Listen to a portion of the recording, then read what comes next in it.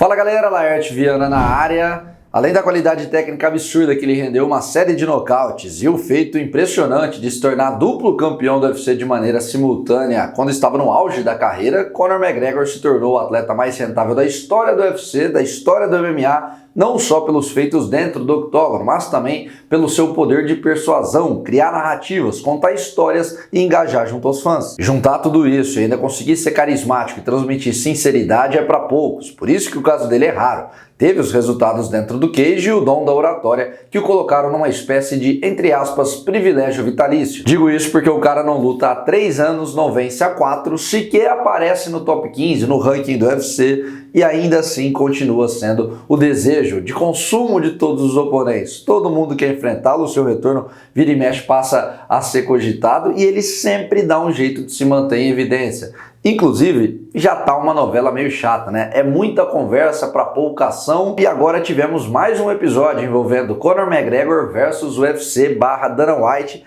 ânimos exaltados. Já vou contar e explicar tudo para vocês, então já deixa o like aqui no vídeo para dar aquela moral muito importante para o YouTube entender que estão gostando e se inscrever aqui para me ajudar a bater a marca de 100 mil inscritos o quanto antes. Só clicar na mãozinha aqui embaixo e no joinha, deixar o like, se inscrever no canal e ativar o sino.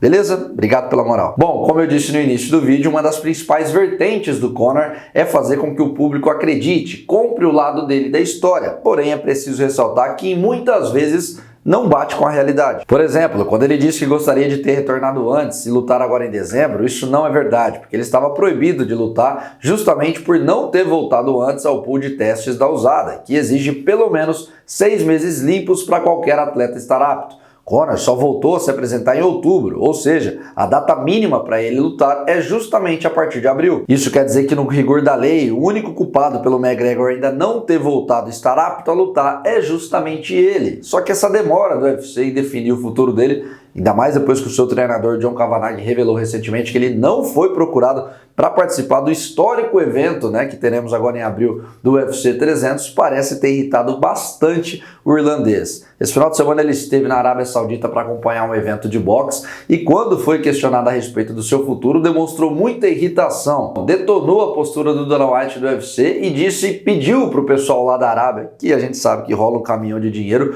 o contratar para ele fazer uma super luta milionária contra o lendário boxeador Manny Pacquiao. Se liga, abre aspas. Estavam falando para que eu enfrente o Manny Pacquiao aqui na Arábia Saudita e o UFC ainda não me ofereceu nada. Me deem alguma coisa. Queria lutar em abril. Era para eu ter voltado agora em dezembro. Por todos os números que eu fiz nesse esporte, eu vendo mais do que todos eles juntos, certo? Ninguém na história do mundo da luta já foi tratado da forma que eu tenho sido tratado nesse momento. Eu estou esperando. Minha paciência está esgotando de tanto esperar. Fecha aspas. Vamos lá, alguns pontos aqui. Primeiro, não esperem uma réplica dura, uma rebatida do Dana White, porque a relação dele com o irlandês sempre foi das mais amigáveis, porque o cara não é bobo, ele simplesmente sabe que não pode atacá-lo publicamente como já fez com outros lutadores, porque ali o contexto é diferente. Estamos falando do atleta mais lucrativo de todos os tempos. O presidente não é maluco ao ponto de rasgar dinheiro entrando numa rota de colisão. Tanto que vocês vão se lembrar que há alguns meses, quando o McGregor entrou numa espécie de, entre aspas, guerra pública com a USADA, ao invés do presidente criticar o atleta e defender, permanecer ao lado da empresa que era parceira do UFC, ele foi pelo caminho contrário. A parceria com a agência do controle antidoping foi simplesmente encerrada e passaram um pano gigante para o Irlanda, dizendo que o entendem se a essa altura do campeonato ele demorar a voltar a lutar é porque a sua realidade financeira é muito diferente do restante dos lutadores. Segundo ponto, Manny Pacquiao e Conor McGregor já foi especulado algumas vezes. Em 2020, a ESPN americana chegou a noticiar que estavam próximo de fechar, mas nunca rolou nada. Hoje, embora o boxeador já tenha 45 anos, continuaria sendo uma das lutas potenciais, né, mais vendida de todos os tempos, mas a chance de acontecer não tem, porque o McGregor para isso precisa ser liberado pelo UFC, ele tem contrato, não pode sair por conta própria. E se isso acontecesse, o Dana White resolver fazer uma copromoção, igual fizeram em 2017, quando ele enfrentou o Floyd Mayweather, isso demanda meses e meses, é muito enrolado, ou seja, esquece, não tem possibilidade de acontecer pelo menos a curto e médio prazo. Para mim, fica bastante claro que é mais uma tentativa de se alavancar publicamente, jogar o público, a mídia, a galera do mundo da luta contra o UFC, de alguma maneira os pressioná-lo para atendê-lo, para fazerem o que ele quer. Tudo isso justamente nas vésperas do UFC 300 que rola agora em abril,